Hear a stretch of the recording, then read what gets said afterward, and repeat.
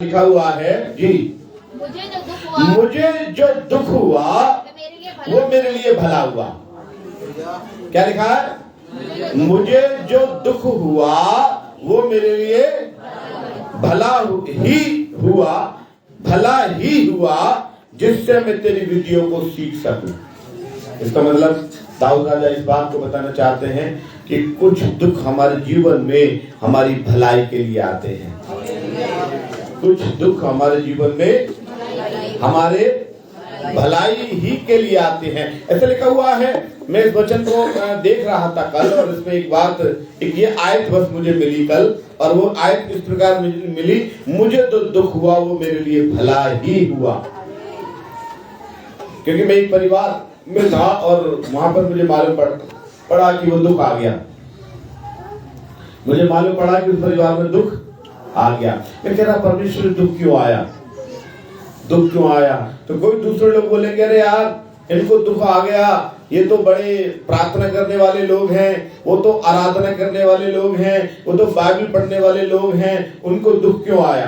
तो मैं कल जब अपने घर पे था और मुझे अचानक से एक शब्द मेरे विचार में आया, थॉट में आया, और वो शब्द ये था कि हम आत्मिक दिखते हैं, आत्मिक है नहीं। क्या आया? आत्मिक दिखते हैं, आत्मिक है नहीं। आत्मिक दिखना अलग बात है और होना अलग बात है। आजकल लोग क्या करते? दिखते हैं। आत्मिक क्या होता है? आत्मिक दिखाई देते हैं। जैसे फॉर एग्जाम्पल एक बार एक महात्मा था, वो पीले वस्त्र पहने हुए और बड़ी रुद्राक्ष की माला पहने हुए, बड़ी बड़ी दाढ़ी, और वो अपना एक आवाज लगाते हुए घूम रहा था। एक महात्मा घूमते घूमते अचानक से घर में आया। उस घर में मैं भी बैठा हुआ था। उसने मुझे देखा, मैंने उससे देखा। उस महात्मा ने मुझसे बोला, ला बच्चा कुछ ला। महात्मा ने बोला, मैंने बोला महात्मा आप तो महात्मा हैं। महात्मा का मतलब है महान आत्मा। महात्मा का मतलब क्या है? महान आत्मा। मैंने बोला आप तो महान आत्मा हैं, महात्मा हैं, ज्ञानी पुरुष हैं, मुझे तो कोई सिद्ध पुरुष से लगते हैं। एक काम करो, ज्ञान की 2 बातें बताइए। मैंने उसे बोला ज्ञान की 2 बात। अब वो मेरी शक्ल लिखने लगा। वो कहने लगा भैया ऐसा 5 रुपए दे दे। मैंने बोला अरे महात्मा जी मैं 5 रुपए में 10 रुपए दूंगा, आप ज्ञान की कोई 2 बात बताइए। तुर्कमान गेट की बात है ये, और मैंने ज्ञान की 2 बात बताई। अब वो मेरी तरफ देखने लगा, फिर कहने लगा भैया मैं महात्मा ना हूं, मैं तो भिखारी हूं।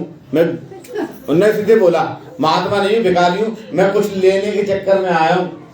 तो मैंने बोला आपने जो ये गेरुआ वस्त्र पहन रखा है तो महात्माओं का, तो आप महात्मा हो तो महात्मा वाली कुछ तो बात ज्ञान की बताइए। उन्होंने बोली अरे जे ना पहनूंगा तो मिलेगा भी ना मुझे कुछ। इसका मतलब वो दिखने में लग रहा है महात्मा, लेकिन अंदर से वो महात्मा नहीं। उसका एक ही उद्देश्य है, घर घर जाऊंगा, 2 रुपए 5 रुपए आटा दाल कहीं से मिलके मेरा कोटा शाम को पूरा होना है।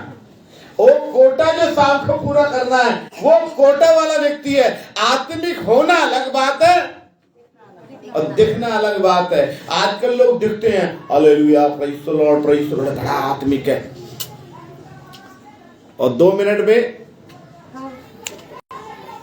आ जाए अपनी पे तो सब उसकी आत्मिकता धैर्य आती है। तो मोस्टली क्या है, आज आत्मिक दिखते हैं लोग, और जब आत्मिक दिखते हैं और जब दिखने वाले लोग परेशान हो जाते हैं तो जो आम लोग हैं वो कहते हैं यार ये तो बड़ा दुआ वाला है, ये तो बढ़िया आराधना स्तुति करने वाला है, फिर इसकी जिंदगी में परेशानी, यानी यीशु मसीह के मानने वालों को परेशानी। अरे भाई यीशु मसीह को मान नहीं रहा था, वो यीशु मसीह को कैसे मानते हैं वैसे दिखने की कोशिश कर रहा था। दिखने में और मानने में फर्क है। आज लोग दिखते हैं मानते नहीं है। दिखना और मानने में फर्क है। और आज मैं ये संदेश नहीं दे रहा दिखने और मानने के, इस बात को बताना चाहता हूं आज जो आपके जीवन में दुख आया है उसके विषय में भजन 100 7 अध्याय का 14 वचन में इस प्रकार लिखा हुआ है, दुख के दिन दुख मान और क्या सुख के दिन सुख मान और दुख के दिन सोच।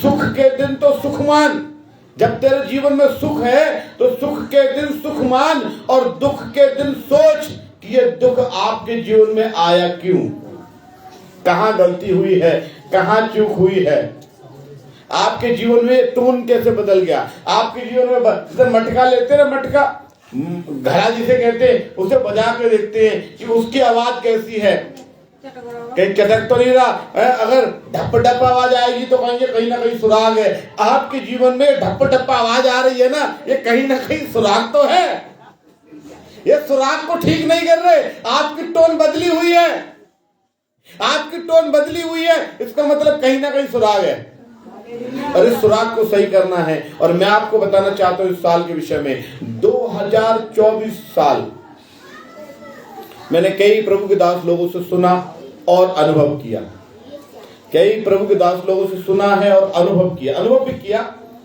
कि जब से 2024 लगी है मुझे कहीं ना कहीं दुख का संदेश ज्यादा आ रहा है, कहीं दुख का संदेश ज्यादा आ रहा है। 2024 में कहीं मुझे खुशहाली नजर नहीं आ रही। मैं प्रॉफिट नहीं हूं, क्योंकि प्रॉफिट यूहन्ना तक थे, मैं एक पास्टर हूं, हालेलुया। मैं प्रॉफिट नहीं हूं, हालेलुया, पर मैं आपको बताना चाहता हूं अकॉर्डिंग टू बाइबल, और ये माहौल को भी देख रहा हूं, ये 2024 है, ये दुख का साल है।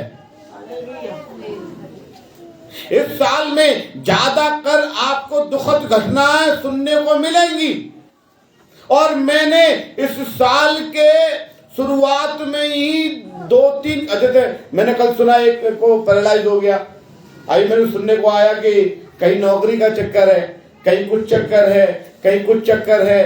तो ये चक्करों को सुन सुन के मैं कह रहा प्रभु जी क्या है 2024, हालेलुया। और 2024 में मैं भी ठंड में बाहर मर रहा हूँ, मुझे भी घर में आराम करना है शुरुआत में मैं भी ठंड में सुबह से जाता हूँ, साव हो जाती है, नहाने को नहीं मिल पा रहा 2024 निश्चित बताना चाहता हूं 2024 के विषय में प्रभु ने बोला है 71 में, जो दुख हुआ वो मेरे भले के लिए हुआ, कुछ दुख हमारी भलाई के लिए ही आ रहा है, हालेलुया। अगर ये दुख आपके जीवन में नहीं है तो आप कुछ बड़ा अचीव नहीं कर सकते, आप बड़ा प्राप्त नहीं कर सकते। यूसुफ को यदि गड्ढे में फेंका नहीं जाता तो प्रधानमंत्री, मालूम है यूसुफ की कहानी, उसको भाइयों ने मारा पीटा, गड्ढे में डाल दिया, गड्ढे में से डाला, उसको मिस्र के बाजार में बेच दिया, मिस्र के बाजार में से कोई खरीद के उसे ले गया, और खरीद के ले आने के बाद उसकी बीवी का दिल उस पे आ गया, उसकी बीवी ने उस पर झूठा इल्जाम लगाया, उसने बोला मैं पाप नहीं करूंगा, कलाम में लिखा हुआ, वचन में लिखा हुआ है, उसकी बीवी का दिल उस पे ऐसा आया कि जब मालिक आया तो वो नंगा खड़ा था, तो उसे कौन सी स्थिति होगी, लेकिन उसने वो फिर भी पाप नहीं किया, उसको जेल में डाल दिया, जेल में से राजा ने बुला लिया, और राजा ने बुला कर प्रधानमंत्री बना दिया। कहां से? गड्ढे में से दास बना, दास में से जेल गया, जेल में से प्रधानमंत्री बन गया। क्या ये ऐसे बता रहा हूं? ये दुख उसके जिंदगी में क्यों आया? गड्ढे में क्यों डाला उसके भाइयों ने? उसको प्रधानमंत्री बनाने के लिए, हालेलुया। आपके जीवन में अगर दुख आ रहा है, आपको प्रधानमंत्री बनना है। मैं ये नहीं कह रहा मोदी की जगह आपको छीननी है, आपको कुछ बड़ा अचीव होना है, हालेलुया। लूत था, लड़ झगड़ के वो अलग चला गया, ऐसे देश में चला गया, पाप की नगरी में, वहां गंधक और आग गिरने वाली है। परमेश्वर ने उस गंधक आग से निकाला तो उसका अच्छा खासा कोठी बनी हुई थी, उसका मकानात बने हुए थे, मकान में बड़ा धनी व्यक्ति था, बड़े ऐसे आराम से रहा करता था। परमेश्वर ने बोला इस मकान को छोड़ दे। प्रभु जी कैसी साल आई है, बड़ी निकम्मी साल आई है, मुझे अपने घर को छोड़ना है। स्वर्गीय घर प्राप्त करना है तो इस घर को भी छोड़ना पड़ेगा, हालेलुया। अय्यूब के विषय में आपको मालूम है कितना दुख हुआ उसकी जिंदगी में, है? मैं और बता सकता हूं, मूसा के एक बारे में बता सकता हूं। मूसा जब भेड़ बकरे चराया करता था, जबकि एक राजा के घर से निकला हुआ व्यक्ति, एक भगोड़ा व्यक्ति, एक हत्यारा व्यक्ति, जब उस घर में से निकला, भेड़ बकरे चरा रहा है, 80 साल से ज्यादा की उम्र है। वचन में लिखा हुआ निर्गमन 3 अध्याय में आग जल रही है, आग, झाड़ी में आग, और झाड़ी में क्या हो रहा है, भस्म नहीं हो रही। तो झाड़ी में आग जल रही है, वो भेड़ बकरी नीचे चढ़ा रहा है, पहाड़ी सीने पर्वत पर एक झाड़ी है, उसमें एक आग जल रही है, वो नीचे से देख रहा है, अरे यार सुबह से लेकर दोपहर हो गई, दोपहर से लेकर शाम हो गई, ये झाड़ी की आग बुझ नहीं। कुछ मूर्ख पादरी तो ये तक कहते हैं कि गंधक का पहाड़ था इसलिए नहीं, लेकिन वो झाड़ी में आग जल रही है और आग बुझ नहीं रही। मूसा ने बोला यार ये क्या ड्रामेबाजी है। उन्होंने बोला मैं चलकर देखूंगा, मैं चलकर देखूंगा कि झाड़ी की आग क्यों नहीं बुझ रही। और वचन में लिखा हुआ जैसे ही वो झाड़ी की आग देखने के लिए जैसे उस पहाड़ पे चलता है, आवाज आती है, हे मूसा अपनी जूती को उतार ले, क्योंकि जिस जगह पर तू खड़ा है वो पवित्र है, और ये आग मैंने लगाई है तुझे बुलाने के लिए। और ये प्रभु तू आग लगा के बुलाता है? मैंने वचन दिया था ना, ये आग लगी हुई है, ये आग लगा के बुलाता है। हाँ, तेरे जिंदगी में आग लगाऊंगा तभी तू आएगा, तू आग लगाएगा तो प्रभु बड़ा परेशान हूँ, अब आया हूँ। हे प्रभु मैं सब कुछ परेशानी में आया हूँ। अच्छी बात है, ना परेशानी आती ना तू आता, ना परेशानी आती ना तू आता। ये दुख इसलिए आया है कि आपकी भलाई हो सके। Praise the Lord. 2024 में परमेश्वर आपकी भलाई करना चाहता है, लेकिन 2024 की शुरुआत में हो सकता है आपको बहुत सी दुखों का सामना करना पड़ जाए। 2024 की साल में आपको दुखों का सामना करना पड़ेगा मेरे प्रियो, और इसलिए लिखा हुआ है सुख के दिन सुख मान, दुख के दिन सोच। आपको सोचने की बात है, ये आखिर आपके जीवन में दुख क्यों आया है। ये दुख इसलिए आया है, आगे क्या लिखा हुआ है, जिससे मैं तेरी विधियों को सीख सकूं। ये परमेश्वर की कुछ विधि विधान है, आपको सिखाने के लिए आए हैं। परमेश्वर की कुछ विधि विधान है आपको सिखाने के लिए। 2024 का शुरुआत मेरे लिए भी दुखदाई है, मैं आपको बताना चाहता हूं, लेकिन मुझे मालूम है परमेश्वर कुछ और ऊंचे लेवल पर आपको ले जाना चाहता है। Hallelujah, hallelujah, hallelujah. मैं आपको बहुत बड़ा संदेश नहीं देना चाहता हूं। एक संदेश मैं पिछले दिनों एक जगह दिया है, एक परिवार में, वही संदेश एक दोहरा रहा हूं आपके लिए। पहला राजा 20 अध्याय का 22 और 30 वचन पढ़ना है। पहला राजा उसका 20 अध्याय का 22 और 23 वचन पढ़ना है जी। तब उस नबी ने इस्राएल के राजा के पास जाकर कहा, तब एक नबी ने इस्राएल के राजा के पास जाकर कहला भेजा जी, कहा जी जाकर लड़ाई के लिए हाँ, को दृढ़ कर, हाँ, सचेत होकर सोच हाँ, क्या करना है, हाँ, क्योंकि नए वर्ष के लगते ही हाँ, आराम का राजा फिर तुझ पर चढ़ाई करेगा। हाँ। अब देखिए यहाँ पर एक कहानी है। एक नबी ने इस्राएल के राजा के पास जाके बोला। नबी कौन है? प्रॉफिट। असली प्रॉफिट कौन थे? नबी। आजकल वाले प्रॉफिट नहीं है। आजकल वाले प्रॉफिट वो वाले प्रॉफिट जो रियल प्रॉफिट थे, वो क्या बोल रहे हैं। नबी ने इस्राएल के पास राजा के पास जाकर कहला भेजा कि जाकर लड़ाई के लिए अपने आप को दृढ़ कर। अभी क्या कर रहा है, मैंने पहली बात बताई थी कि इस साल आपको दुख होगा आपकी भलाई के लिए। दूसरी बात बता रहा हूं, इस साल आपको लड़ना पड़ेगा। आपको लड़ने को जानते हो? कितने लोग लड़ाई कर लेते हो? है? लड़ाई कर लोगे? तुम्हारे आंगन में मुर्गी आ गई, पड़ोस से लड़ लोगे? है? लड़ लोगे आप? है? तुम्हारी जमीन पर कोई कब्जा कर ले, लड़ लोगे? नहीं, लड़ना है, शैतान से लड़ना है। हालेलुया। काय से लड़ना है? काय से लड़ना है? काय से लड़ना है? शैतान से लड़ना है। और शैतान किसके जीवन में ज्यादा काम करता है? जब आप परमेश्वर के समीपता में जाना पसंद, जितना आप प्रभु परमेश्वर की शरण में जाओगे, शैतान बोलेगा ले मुझे छोड़ के जा रहा। लड़ाई शुरू। वो आपको पटकनी देने की कोशिश करेगा और आपको प्रार्थना के बल से उसके ऊपर हावी होना है। वचन में लिखा हुआ एक जगह बड़ा अच्छा लिखा हुआ है, परमेश्वर ऐसे लिखा हुआ है, परमेश्वर के अधीन हो जाओ। क्या लिखा है? और फिर आगे क्या लिखा हुआ है? कोई बताएगा? कोई बताएगा? अरे एक भी बाइबल नहीं पढ़ता इस कलीसिया में है? मैंने वही बोला, आत्मिक दिखने में और आत्मिक होने में फर्क है। आप हालेलुया बोल सकते थे आवाज में, लेकिन हालेलुया अंदर से होना है, मुंह से नहीं होना है। लिखा हुआ है और लिखा हुआ है परमेश्वर के अधीन हो जाओ, और आगे क्या लिखा हुआ है? और शैतान का सामना करो तो तुम्हारे पास से भाग जाएगा। जब तक आप अपने आप को परमेश्वर की अधीनता में नहीं होगे और आप शैतान का सामना करने निकल पड़ो तो क्या होगा? हार जाओगे।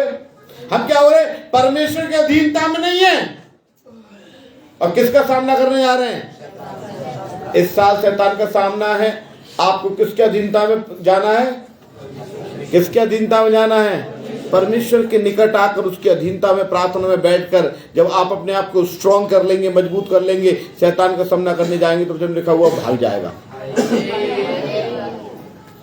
प्रॉब्लम इज दैट, प्रॉब्लम क्या है कि हम अपने आप को परमेश्वर के अधीनता में मजबूत नहीं कर रहे। Hallelujah, hallelujah, hallelujah. परमेश्वर के अधीनता में मजबूत करना है। इस वर्ष वचन में लिखा हुआ है, और जब नबी ने इस्राएल के राजा के पास जाकर कहा, जाकर लड़ाई के लिए अपने आप को दृढ़ कर, सचेत होकर सोच कि क्या करना है, क्योंकि नए साल के लगते ही आराम यानी शैतान तुझ पर चढ़ाई करेगा। मैंने क्या बताया? 2024 बड़ा खतरनाक साल है। लिखा हुआ है नए साल के लगते ही, यही लिखा है? कुछ और लिखा है? ये लिखा ना। पहले क्या होता था पुराने नियम में कि हर नया साल लगते ही राजा लोग दूसरे राजाओं पर चढ़ाई करते थे, और यहां पर हम देखेंगे इस्राएल के राजा पर 23 राजा चढ़ाई कर रहे हैं। कितने? कब है क्या? एक देश पर कितने राजा चढ़ाई कर रहे हैं? 23 राजा चढ़ाई कर रहे हैं। इसलिए लिखा हुआ है कि इस्राएल के राजा को बता दे, सचेत कर कि सोच क्या करना है। अब परमेश्वर ने आपके ऊपर डाल दिया है, सोच क्या करना है। लड़ाई लड़ने के लिए सोच कैसे लड़नी है लड़ाई। भक्तों को बना लूंगा, तंत्र मंत्र जादू टोना कर लूंगा? नहीं, घुटने में, प्रार्थना में। ऐसा लिखा हुआ है। क्या लिखा हुआ है? जाकर लड़ाई के लिए अपने आप को दृढ़ कर, सचेत हो और सोच कि क्या करना है, क्योंकि नए साल के लगते ही, नया साल लग गया। Hallelujah, hallelujah.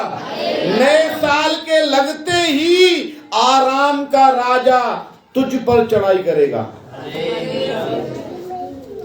ऐसा परमेश्वर ने उनको एक संदेशा दे दिया। अब 23 राजा के पास संदेशा पहुंचा।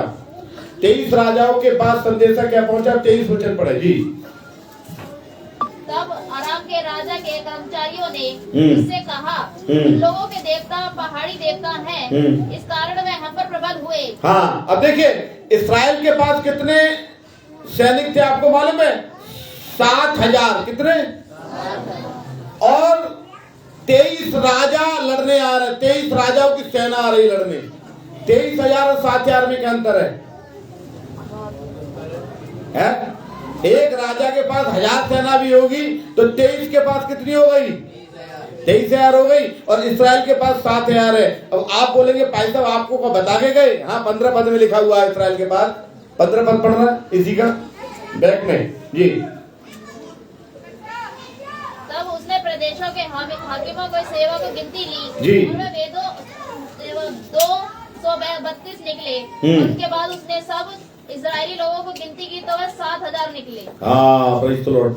हाकिम के से प्रदेश के हाकिमों को गिनती की तो वो 232 निकले। मतलब जो राजा लोग थे, हाकिम लोग 232 थे, लेकिन इस्राएल के सैनिक कितनी थी? वे मात्र 7,000 थे। आप कम संख्या में हैं। आप अपने मोहल्ले में अकेले पाए जाते हैं, बाकी सारे लोग आपको मालूम है कौन है।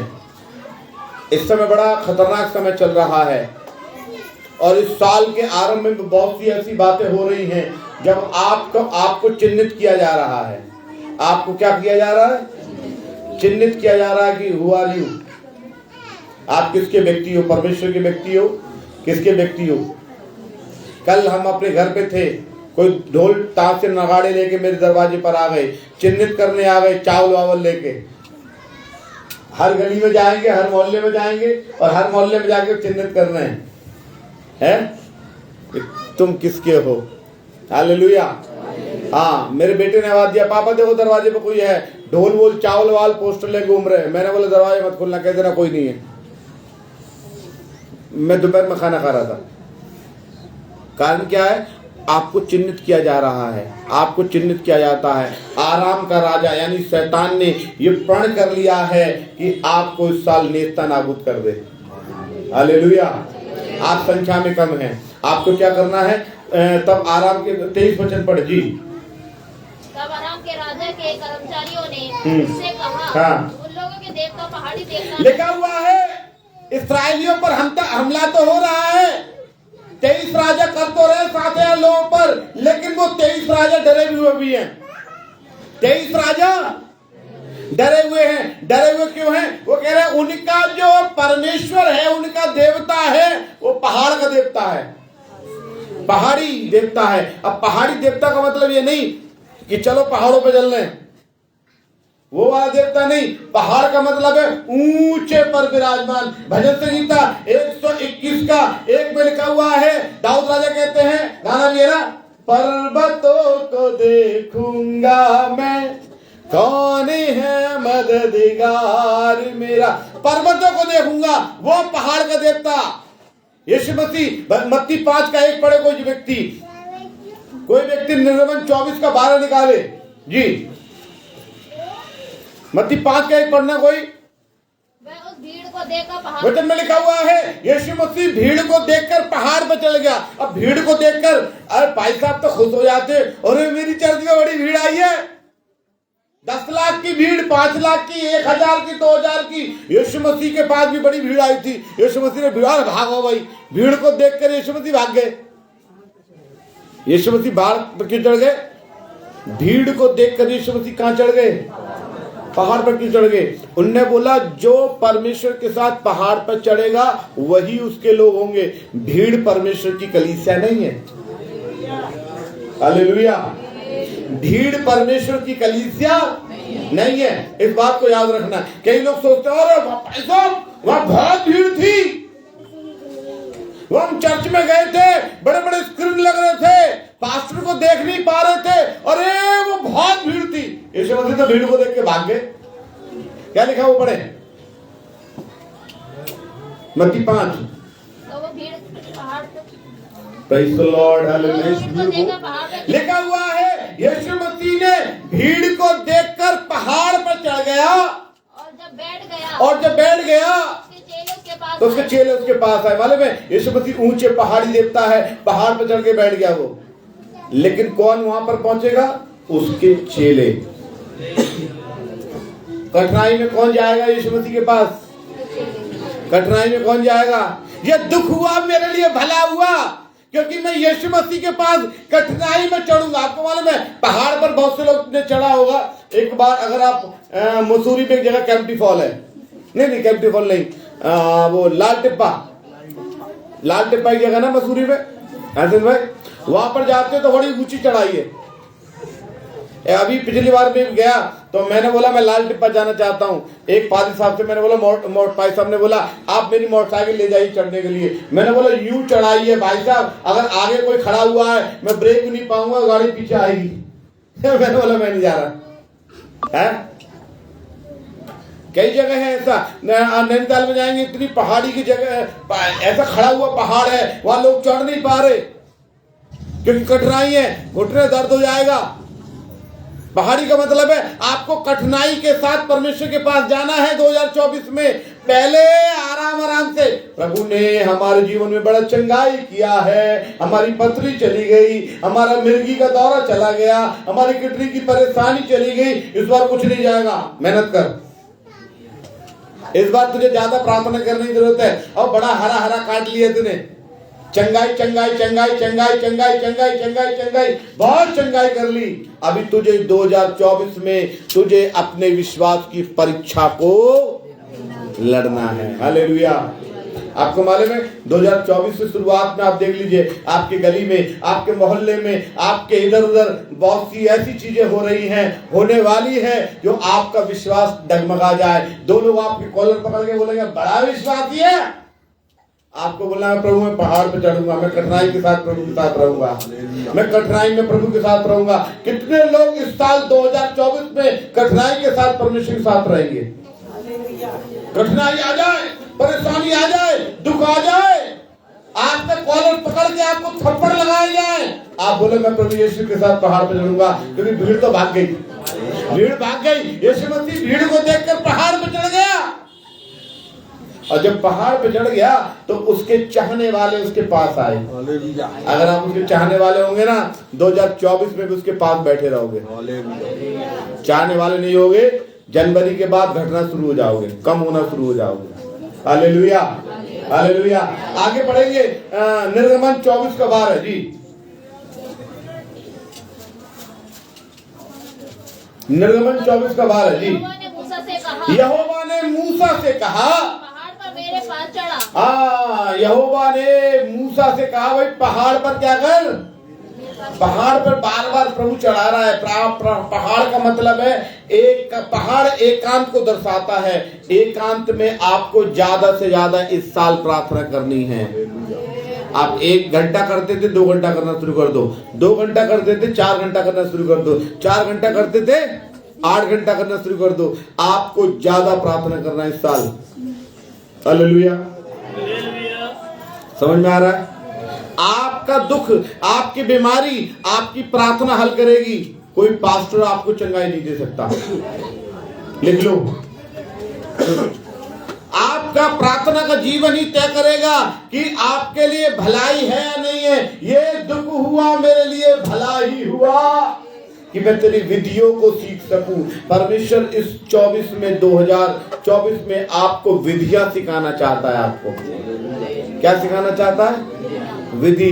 परमेश्वर का क्या क्या विधि है, इसमें क्या क्या लिखा हुआ है आपकी भलाई के लिए। यह वचन में लिखा हुआ है। यीशु मसीह को पढ़े, निर्गमन 24 का 12 बेटा।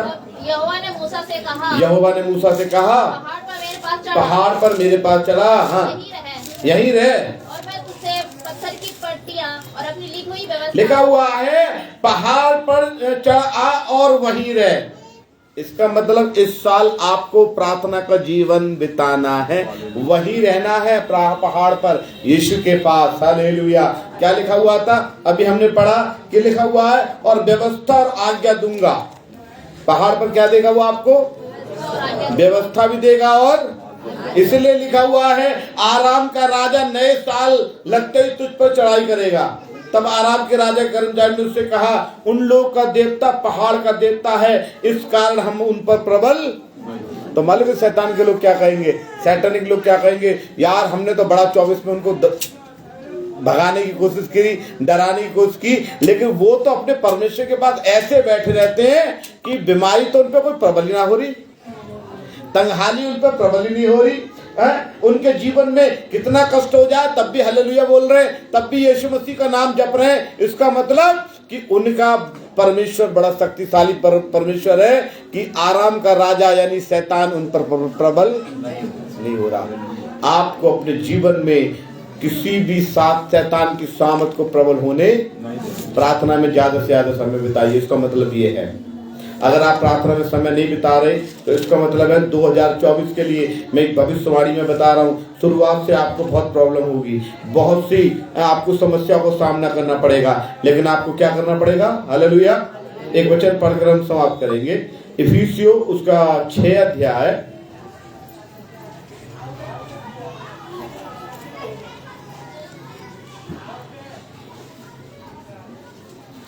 उसका 13 वचन पढ़े। आप प्रेज़ द लॉर्ड 10 से पढ़ना, 10 से पढ़ो, 10 से। इसलिए प्रभु में और अपनी शक्ति के प्रभाव में, उसकी नहीं, अपनी नहीं बोला बेटा, दोबारा पढ़ो। प्रभु में और उसकी शक्ति में। शक्ति किसकी है? शक्ति मेरी नहीं है, शक्ति किसकी है? प्रभु की और उसकी शक्ति में, प्रभाव में बलवंत बनो। प्रभाव में क्या बनना है? ताकतवर बनना है। काय में ताकतवर बनना है? की शक्ति में। अरे इस बार तो मैं कट्टा ले लूंगा, पाई सकते हैं ना 24 में बड़ा खतरनाक है, 2-3 कट्टा लेकर रखूंगा, डंडा लेकर रखूंगा, बल्लम लेकर रखूंगा। नहीं, प्रभु में और उसकी शक्ति के प्रभाव में बलवंत बनना है आपको।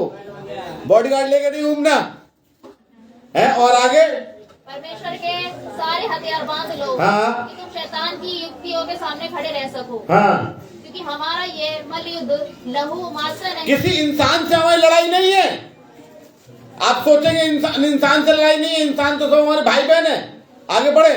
परंतु प्रधानों से, प्रधानों से, अधिकारियों से, इस संसार के अंधकार के हाकिमों से और उस दुष्टता की सेना से, आत्मिक सेना से जो आकाश में। अब इसमें देखिए किनसे लड़ाई है। एक एक को अगर गौर करूं तो लिखा हुआ है किसी इंसान से लड़ाई नहीं है, हमारी प्रधानों से लड़ाई है। कैसे? हाँ, ये सरकारी लड़ाई है, प्रधानों से, और लिखा हुआ अधिकारियों से। अधिकारी बोलेंगे ऐसे प्रार्थना नहीं करना है, आपको ऐसे प्रार्थना करना है।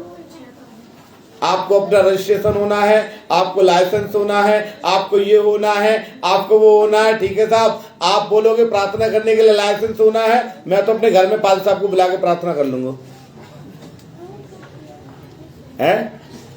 प्रार्थना तो आपको करना है। प्रार्थना करने के लिए कोई मना नहीं कर सकता आपको।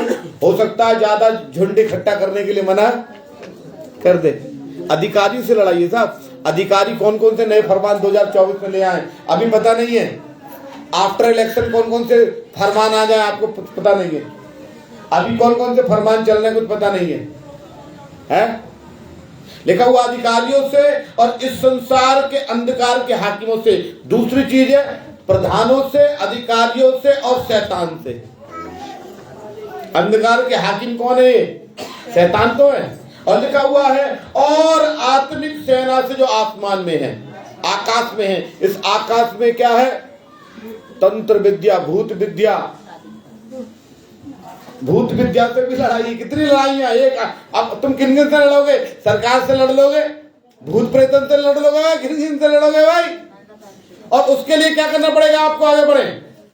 इसलिए परमेश्वर के सारे हथियार बांध, इसलिए परमेश्वर के सारे हथियार 2024 में वचन में लिखा हुआ है आराम का राजा आपके ऊपर हमला करने वाला है। इसलिए परमेश्वर के हथियार के बिना आप लड़ नहीं सकते हैं। और वो हथियार है आपका प्रार्थना का जीवन। क्योंकि वो आराम का राजा ये भी कह रहा है कि इस्राएलियों का परमेश्वर तो पहाड़ का परमेश्वर है, और मूसा को परमेश्वर ने पहाड़ पर बुलाया है और उसको हथियार दिए हैं। वो हथियार क्या है कि तू यहीं रह, मैं तुझे कुछ आज्ञा, नियम और विधि बता रहा हूं।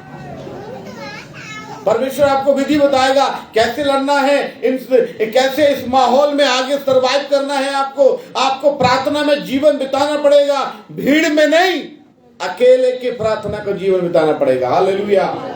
आगे बढ़े जी। इसलिए परमेश्वर के सारे हथियार बांध लो जी, कि तुम बुरे दिन में सामना कर सको। हाँ, कैसे दिन में? बुरे दिन में। मैंने क्या बोला? दिन बुरे आ रहे हैं, बुरे दिन में सामना कर सको और सब कुछ पूरा करके और पूरी लड़ाई करके अपने आप को मजबूत कर सको और आगे बढ़ो। इसलिए सत्य से अपनी कमर कसकर, सत्य से अपनी कमर कसकर, धार्मिकता की झिलम पहनकर। हाँ, मैंने क्या बोला? धार्मिकता को पहन लेना है, दिखाना नहीं है लोगों को, पहनना है। आगे बढ़े। हाँ, और पावों में मेल के सुसमाचार, मेल मिलाप भी होना है। सुसमाचार की तैयारी के जूते पहनकर, हाँ, और इन सब के साथ विश्वास की ढाल लेकर। अरे एक बात मैंने गौर कर रहा हूँ, 15 पद में लिखा पाँव में मेल के सुसमाचार। आपका सुसमाचार लड़ाइयों वाला नहीं होना चाहिए, आपके सुसमाचार में मेल होना चाहिए।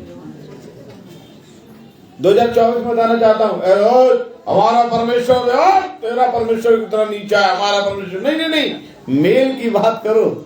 यीशु मसीह आपसे प्रेम करने आया भाई। यीशु मसीह प्रेम करने, मैं तो तुझे मार डालूं। कोई बात नहीं, तू मार डाल। तूने यीशु मसीह को कौन से छोड़ दिया था?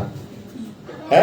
लेकिन आपको लिखा हुआ, आगे बढ़े। हाँ, और इस सब के साथ विश्वास की ढाल लेकर जी जी, जिससे तुम इस दुष्ट के सब जलते हुए तीरों को बुझा सको जी, और उद्धार का टोप और आत्मा की तलवार जो परमेश्वर का वचन है ले लो। हाँ, परमेश्वर के वचन के बिना, प्रार्थना के बिना कुछ नहीं है। और आगे हर समय हर प्रकार के आत्मा में प्रार्थना विनती करते रहो। इसलिए जागते रहो, इसलिए जागते रहो। इस सब पवित्र लोगों के लिए लगातार विनती की। अब इसमें कई बातें बताई हैं आपको। आत्मा में प्रार्थना करना है, विनती करना है और अलर्ट रहना है। जागते रहने का मतलब है अब अलर्ट भी रहना है। और आगे लिखा हुआ है एक दूसरे के लिए प्रार्थना भी, तभी 2024 में आप सफल हो जाओगे, नहीं तो ये 2024 सबके लिए नुकसानदेह है। हालेलुया।